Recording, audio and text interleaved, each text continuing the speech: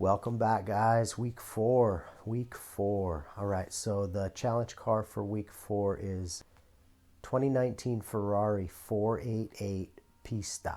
I did download a skin from Broken Toaster, so just to give him a little bit of love, there is his skin right there. So that's what I'm running on the car. Give you a quick look at it.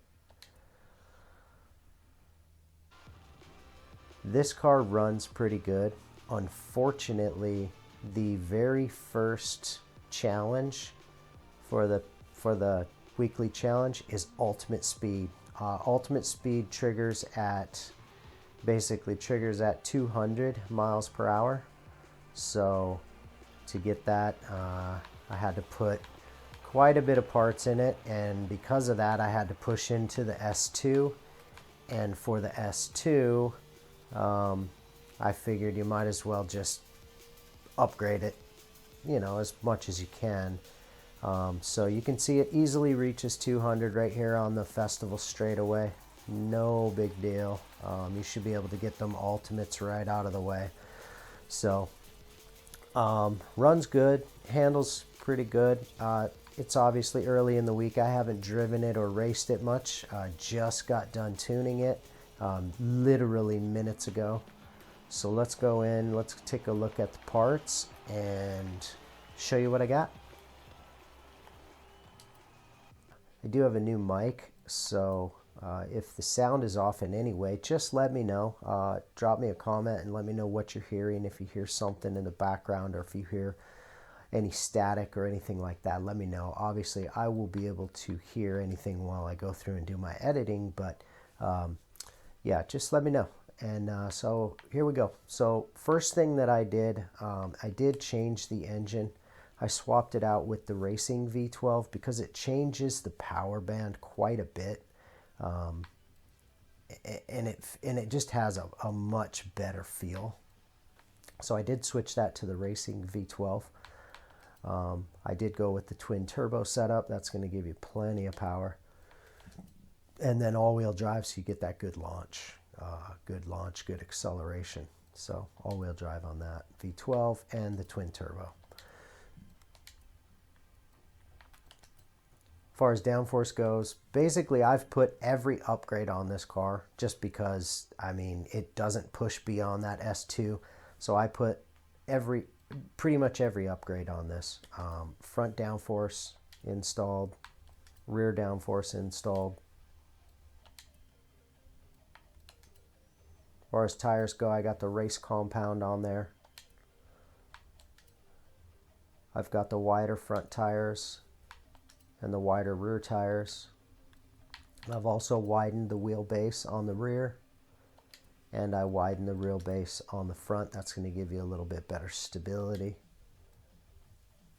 Front and rear wheelbase widened. Rims are all stock Ferrari rims with stock rim size.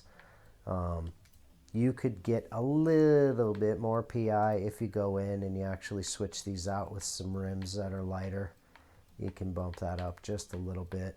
I didn't really spend much time in here, but I think the Ferrari rims are going to be just as light as any of the lightest rims in here. So I just kept those on.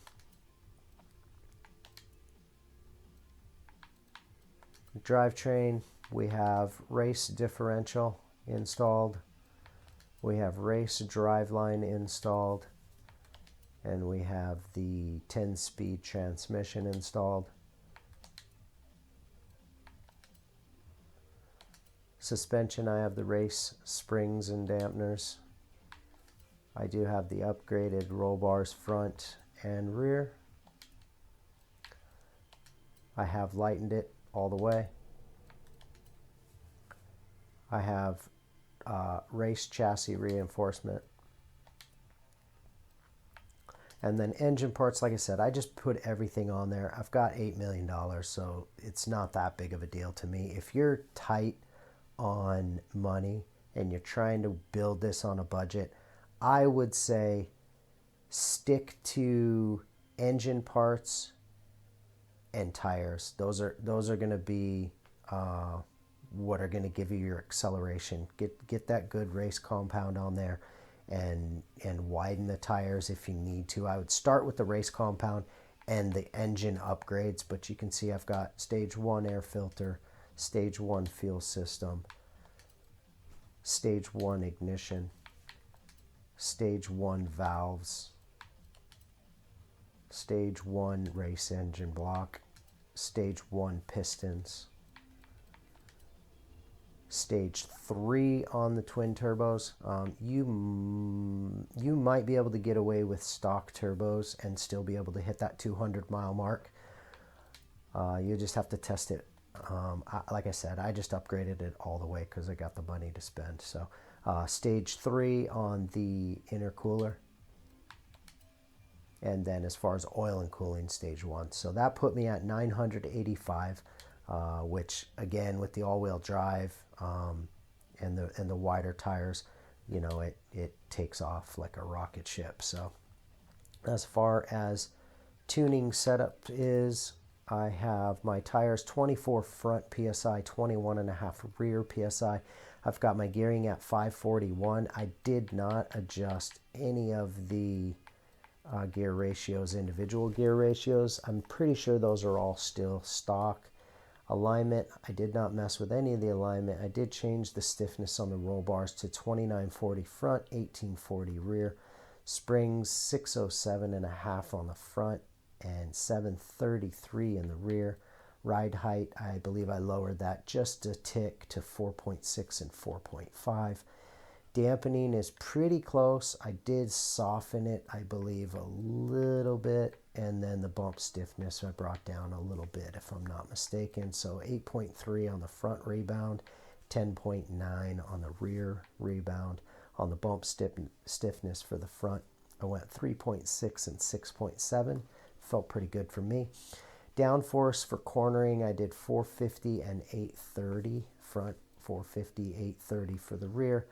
Brake pressures at 60 balance towards the front and 95 on the brake force to prevent any anti-lock, to prevent any lockup. Differentials, I set those at 30 acceleration front, 40 deceleration front, acceleration 55 in the rear, and deceleration 50 in the rear, and then balance of 62. So that build shouldn't have a problem getting through your challenges. Let me know how it runs for you, and if this video helped you, of course, hit that like and that subscribe button. I'm going to do one of these every week for the challenge car. Make sure you guys get through all those challenges and get those points towards your weekly cars. So let me know how that works out for you, and I appreciate every single one of you guys watching. Thumbs up if I helped you, and that tells me that what I'm doing is worth my time. So thank you guys. Have a good one, and I will see you next week with whatever next week's challenge car is on Thursday. Have a good one.